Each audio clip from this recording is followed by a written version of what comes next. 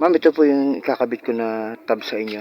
So, dahil yung washing machine nyo, ang sira niya yung gearbox o yung gear case. Yan. So, wala akong exact na pamalit dun sa mismong gearbox ng washing machine nyo. Kaya buong tab po ang ikakabit ko. So, itong tab na to. So, ito ay LG. So, galing to sa washing machine na LG. Actually, mas matibay pa nga ang LG. So, same size siya. Yan o, pareho yung size. So, ganyan din yung sukat ko sa loob ng tab ng washing machine nyo.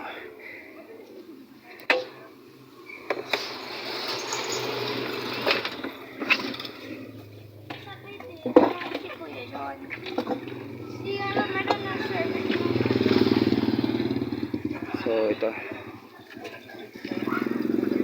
Okay po itong tab na to. Good quality to. And then, syempre, yung warranty yung bigay ko sa inyo. Yan.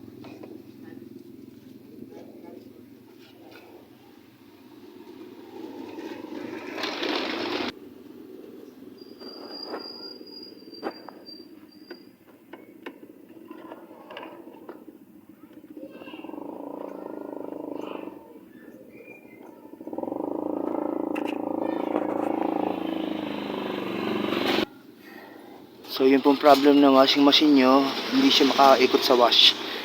Dahil hindi na makaikot dito. Yung pool na to. So, ito, ayan. Dapat umiikot yan. Ayan. Yung sa inyo, hindi na makaikot.